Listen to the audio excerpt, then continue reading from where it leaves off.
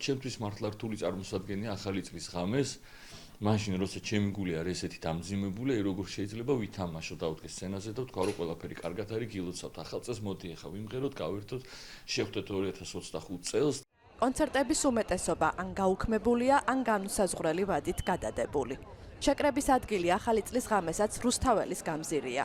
ასე გადაწყვიტეს მათ, ვინც ქვეყნის ევროპული მომავლისთვის ბრძოლას აგრძელებს. პირადად მე სიმართლე რო გითხრა, აი საერთოდ არ მემღერება, ნაძვის ხეს არ დავდგი, იმიტომ რომ ყოველ შემთხვევაში ჯერჯერობით არ დავდგი, ამ დროს უკვე ჩემი ნაძვის ხე ანათებს ხო.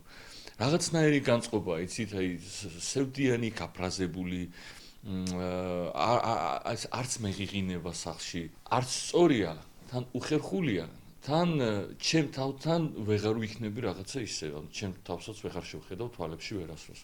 ახალი წლის პერიოდი ქართული შოუ-ბიზნესის წარმომადგენლებისთვის ყველაზე შემოსავლიანი დროა. მიუხედავად ამისა, მომღერლები უარს ამბობენ საზეიმო ღონისძიებებში მონაწილეობაზე. მატერიალური თვალსაზრისით, რა თქმა უნდა, ეს ჩვენთვის არის კატასტროფა, ნამდვილად, ოღონდ ეს უწუნი არ ეგონოს ვინმეს.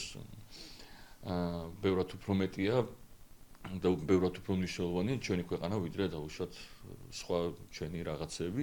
მე სანამ მომღერალი ვიქნებოდი და სანამ მომღერალი ვარ, ანამდე ვარ ჩემი ქვეყნის მოქალაქე და ეს ჩემთვის ძალიან მნიშვნელოვანია, როგორ გითხრათ, ან ძალიან მიყვარს ჩემი საქართველო და ვიყო ჩემი ქვეყნის შვილი და ჩემი ქვეყნის მოქალაქე, ეს ყველაფერზე უფრო მეტია. აი ამ მოქალაქეობის შემდეგ უკვე ვარ მომღერალი.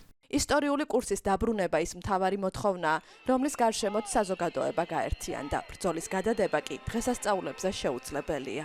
ჩვენ არ ვართ ხალხი, არ ვართ რაღაცა სულელები, რომ ესე უაზროთ ვიტექით ახლა 22 დღე და მოდი ერთხელაც დაგვეზაროს და დავჭდეთ სახლში და ეს ყველაფერი გავატაროთ. ამიტომ ჩემი კიდევ ერთი თხოვნაა და მოთხოვნაა, რომ დაინიშნოს ახალი არჩევნები და გათავისუფლდნენ უკანონო პატიმრები. სხვანაირად ამ ქვეყანაში არც სიმღერას აქვს აზრი და საერთოდ არაფერს არ აქვს აზრი. სოციალურ ქსელებში მომღერლებისა და მუსიკოსების პოსტები ვრცელდება. ეს მსმენელთან კომუნიკაციის მთავარ საშუალებად იქცა.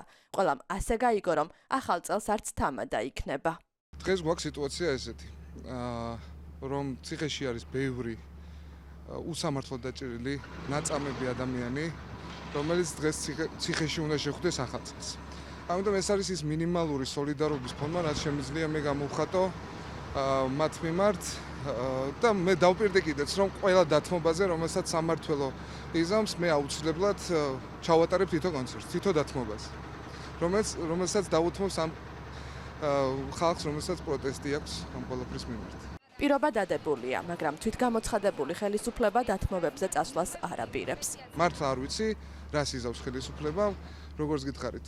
კომპეტიცი მე არ მაგისი არ მყოფნის, უბრალოდ ფიქრობ, რომ უნდა წავიდნენ ამ დათმობაზე, იმიტომ რომ ამ ყველაფრის ამ რაღაცა თავის დაჯერების, თავის ამორჩევლისთვის დაჯერების, რომ კრიზისი არ არის საქართველოში, დიდხანს ვერ გაძლებენ ესე. ამას ვერ დამალავენ დღეს რაც ხდება ქვეყანაში. ყველას გულში, სულში, ქუჩაში ხომ უნდა დაინახო რაც ხდება. სანამ საახალწლო ღონისძიებებს გააუქმებდა, თამადამ კიდევ ერთი სიმღერა ჩაწერა, მაგრამ ცხადია არა სადღესასწაულო.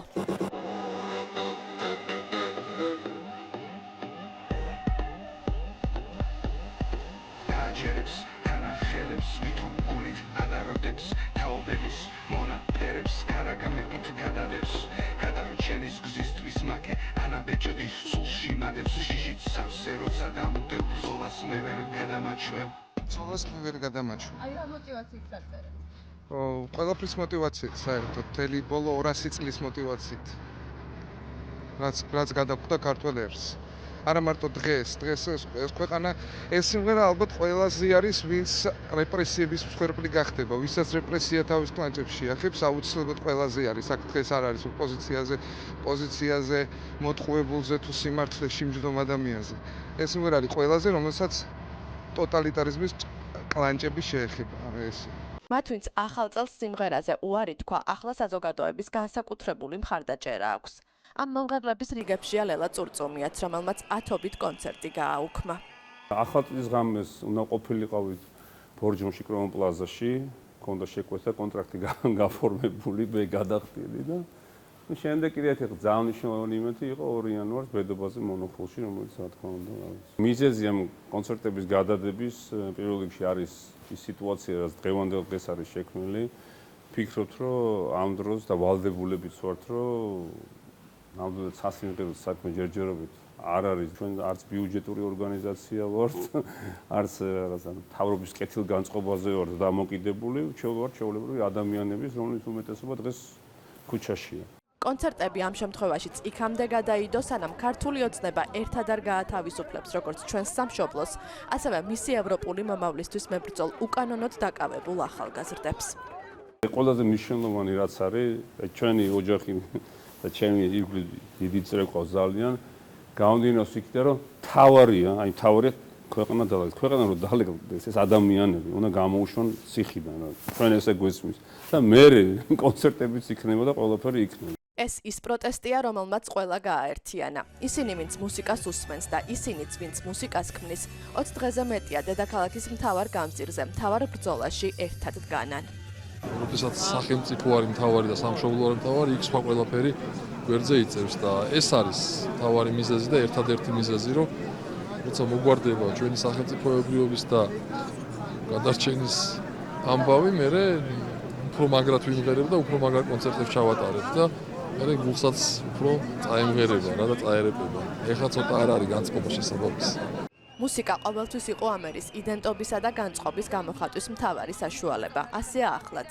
ახლა როცა ასობით ადამიანი დაკავებული, უსამართლოდ გასამართლებული, ნაცემი და ნაწამებია. ზოგიერთი მათგანი კი ახალ წელს საპატიმროში ხვდება, როცა თაობები ისევ ისტორიული მტრის წინააღმდეგ დგანან, შეუძლებელი იქნებოდა მოწყობილიყო სახალხო ზეიმი. წლევანდელი ახალი წელი ყველაზე ღირსეულად რუსთაველის გამზირზე დადგება, სადაც არ დაგხვდება სცენა.